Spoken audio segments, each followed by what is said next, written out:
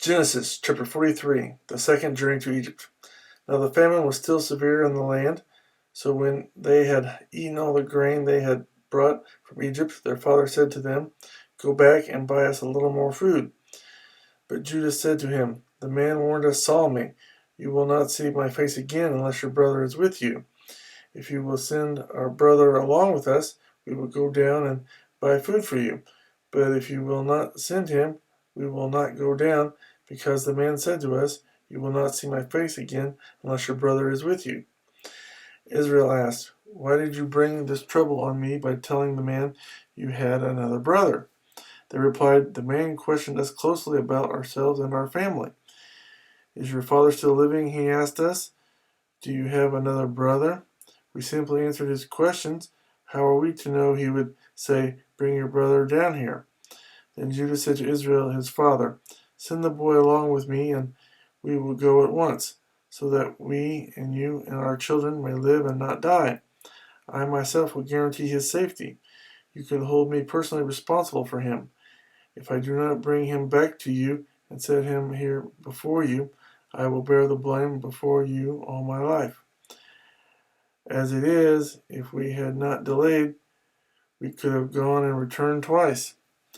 Then their father Israel said to them, "If it must be, then do this. Put some of the best products of the land in your bags and take them down to the man as a gift: a little balm and a little honey, some spices and myrrh, some pistachio nuts and almonds. Take double the amount of silver with you, for you must return the silver that was put back into the mouths of your sacks. Perhaps it was a mistake.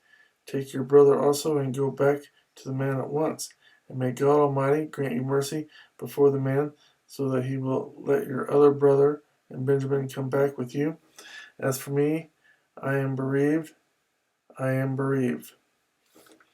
So the men took the gifts and doubled the amount of silver, and Benjamin also. They hurried down to Egypt and presented themselves to Joseph. When Joseph saw Benjamin with them, he said to the steward of his house, "Take these men to my house, slaughter an animal, and prepare dinner. They are to eat with me at noon." The man did as Joseph told him, and took the men to Joseph's house. Now the men were frightened when they were taken to his house. They thought, "We were brought here because of the silver that was put back into our sacks the first time. He wants to attack us and overpower us and seize us as slaves and take our donkeys." So they went up to Joseph's steward and spoke to him at the entrance to the house. "Please, sir," they said, "we came down here the first time to buy food. But at the place where we stopped for the night, we opened our sacks, and each of us found his silver, the exact weight, in the mouth of his sack. So we have brought it back with us. We have also brought additional silver with us to buy food. We don't know who put our silver in our sacks." "It's all right," he said. "Don't be afraid. Your God, the God of your father, has given you treasure in your sacks. I received your silver." Then he brought Simeon out to them. The steward took the men into Joseph's house, gave them water to wash their feet, and provided fodder for their donkeys. They prepared their gifts for Joseph's arrival at noon, because they had heard that they were to eat there. When Joseph came home, they presented to him the gifts they had brought into the house, and they bowed down before him to the ground. He asked them how they were, and then he said, "How is your aged father you told me about? Is he still living?" They replied, "Your servant, our father, is still alive and well," and they bowed low to pay him honor. As he looked about and saw his brother Benjamin, his own mother's son, he asked, "Is this your youngest brother, the one you told me about?" And he said, "God be gracious to you, my son." Deeply moved at the sight of his brother, Joseph hurried out and looked for a place to eat. He went into his private room and wept there.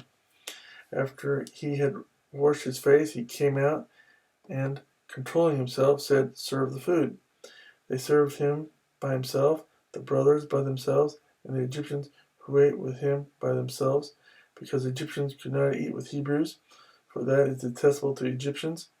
The men had been seated before him in the order of their ages, from the firstborn to the youngest. They looked at each other in astonishment. When portions were served to them from Joseph's table, Benjamin's portion was 5 times as much as anyone else's, so they feasted and drank freely with him.